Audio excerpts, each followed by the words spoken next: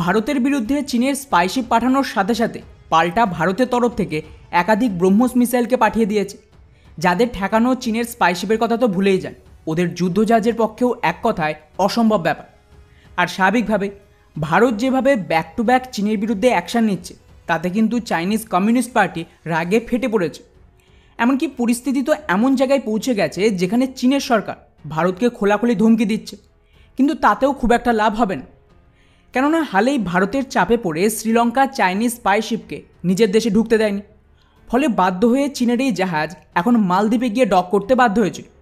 আর ভারত কিন্তু এটা আগে থেকেই জানতো যে আজ না হোক কাল মালদ্বীপে আবারও প্রো চায়না সরকার আসবে। আর ঠিক এই কারণেই ভারত কী করে, আগে থেকেই প্ল্যান বি রেডি রেখেছিল, যেখানে মালদ্বীপের একদম গা ঘেঁষে ভারতের লাক্ষাদ্বীপের যে আইল্যান্ড রয়েছে, মানে মিনিকয় আইল্যান্ড, তাকেই কিন্তু সবচেয়ে শক্তিশালী একটা মিলিটারি বেসে কনভার্ট করে দেয়, যার নাম আইএনএস জটায়ু। ব্যাস, এতেই বাজিমাত হয়ে গেছে। এখন না আমাদের মালদ্বীপকে প্রয়োজন, আর না চীনের নৌবাহিনী মালদ্বীপ থেকে ভারতের নজর বাঁচিয়ে কিছু করতে পারবে। এখন এরই মাঝে কি হয়, ভারত একটা এরিয়া ওয়ার্নিং জারি করে, যার আন্ডারে দুদিন আগেই আমাদের সবচেয়ে শক্তিশালী নিউক্লিয়ার মিসাইল অগ্নি 5 বা 6কে টেস্ট করে। আর এই যে এরিয়া ওয়ার্নিং, এটা কিন্তু এখনও দুদিন পর্যন্ত চলবে, মানে সম্ভাবনা রয়েছে যেখানে আরও একাধিক মিসাইলের টেস্ট হতে পারে। আর এটাকেই কাউন্টার করতে চীনের তরফ থেকে এখন একটা নয়, বরং পরপর দুটো স্পাইশিপ এখানে ডিপ্লয় করেছে, যার মধ্যে একটা তো বঙ্গোপসাগরেও ঢুকে পড়েছে। আর স্বাভাবিকভাবেই এই সমস্ত স্পাইশিপকে কোথাও না কোথাও তো থামতে হবে। আর এই সমস্ত চাইনিজ স্পাইশিপের নতুন বেস হলো মালদ্বীপ। আর এটাকেই কাউন্টার করতে ভারত কী করেছে দেখুন।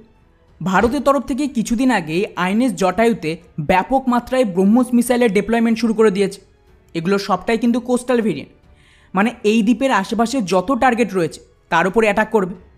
আর খুব সম্ভবত এগুলো এক্সটেন্ডেড রেঞ্জের ব্রহ্মোস, যার রেঞ্জ মোটামুটি ধরে নিন যে 400 থেকে 600 কিলোমিটারের আশেপাশে হবে।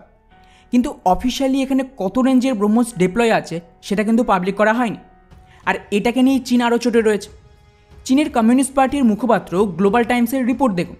ওদের দাবি যে ভারত মালদ্বীপের গা ঘেঁষে যে মিলিটারি বেস বানিয়েছে, তার উপর এই ধরনের ব্রহ্মোস মিসাইলকেও পাঠিয়ে দিল। এটা কিন্তু অ্যাকচুয়ালি ভারত জোর করে দাদাগিরি দেখানোর চেষ্টা করছে। চাইনিজ সো কল্ড এক্সপার্টদের দাবি যে ভারত এই মিলিটারি বেসের আন্ডারে মালদ্বীপকে থ্রেট দিচ্ছে, এবং মালদ্বীপে যে চাইনিজ স্পাইশিপ ডক করেছিল তাকেও জোরপূর্বক থামানোর চেষ্টা করছে, যাতে ভবিষ্যতে মালদ্বীপের সরকার বাধ্য হয় চাইনিজ জাহাজকে এন্ট্রি না দিতে। আর বন্ধুরা, স্বাভাবিকভাবেই এই আর্টিকেল থেকে এটা তো কনফার্ম যে চায়না এখানে কতটা আতঙ্কে রয়েছে। কেননা গ্লোবাল টাইমসের মতে ভারত নাইবরহুড ফার্স্ট পলিসি চালু করলে আশেপাশের দেশকে ভয় দেখিয়ে চীনের বিরুদ্ধে করতে চাইছে, যাকে বোঝানোর জন্য এই ছবিটাও পাবলিশ করেছে।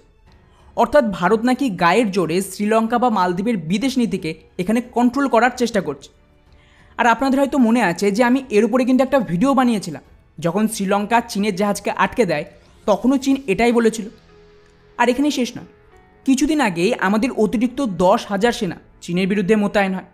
তার ঠিক দুদিন পর প্রধানমন্ত্রী আসাম আর অরুণাচলে সেলা টানেলকে উদ্বোধন করে, যেটা দিয়ে আমাদের আর্মি, ট্যাঙ্ক আর বাকি সমস্ত হাতিয়ার কয়েক ঘন্টায় কিন্তু অরুণাচল বর্ডারে পৌঁছে যাবে। আর ঠিক তারপরেই প্রধানমন্ত্রী মোদী অরুণাচলের ভিজিট করে, আর একে নিয়ে চাইনিজ বিদেশ মন্ত্রণালয় অফিশিয়ালি প্রোটেস্টও করে, কিন্তু ভারত পাত্তাও দেয়নি। আর চায়না এত বড় যখন থেকে সারতে না সারতে এদিকে অগ্নি 6 আর MIRV মিসাইলের টেস্ট, এবং তার সাথেই মালদ্বীপের কাছে ভারতের এই মিলিটারি বেস, এবং তাতে আবার ব্রহ্মোস মিসাইলের ডিপ্লয়মেন্ট। মানে টু বি অনেস্ট, ভারত কিন্তু চাইনিজ কমিউনিস্ট পার্টিকে নিঃশ্বাস ফেলার মতন সময়ও দিচ্ছে না, আর ব্যাক টু ব্যাক চীনের বিরুদ্ধে অ্যাকশন চলছে। আর এই কারণেই কিন্তু দুই দেশের মধ্যে হালে একটা নতুন উত্তেজনা বাড়ছে।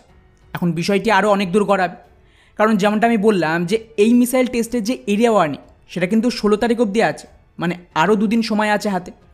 আর আমার ধারণা যে এখানে ভারত খুব সম্ভবত সাবমেরিন লঞ্চড নিউক্লিয়ার ব্যালিস্টিক মিসাইলের টেস্ট করবে, যেটা খুব সম্ভবত K5 হবে। আর এই মিসাইলকে কিন্তু চীন অগ্নি 5-এর থেকেও বেশি ভয় পায়, কারণ অগ্নি 5 কোথা থেকে লঞ্চ হবে সে বিষয়ে স্যাটেলাইটের মাধ্যমে কিছুটা বোঝা সম্ভব, কিন্তু সাবমেরিন থেকে এই মিসাইল কোথায় লঞ্চ হবে সেটা কেউ জানে না। এই সাবমেরিন জলের নিচে লুকিয়ে চীনের একদম কাছে গিয়েও মিসাইল লঞ্চ করতে পারবে।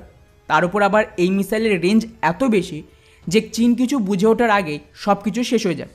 এখন দেখা যাক এখানে আর কি নতুন চমক বাকি আছে। তবে বন্ধুরা, খেলা কিন্তু পুরোপুরি জমে উঠেছে। বাকি এই পুরো বিষয়টিকে নিয়ে আপনাদের কি মনে হয় নিচে অবশ্যই কমেন্ট করে জানাবেন। জয় হিন্দ।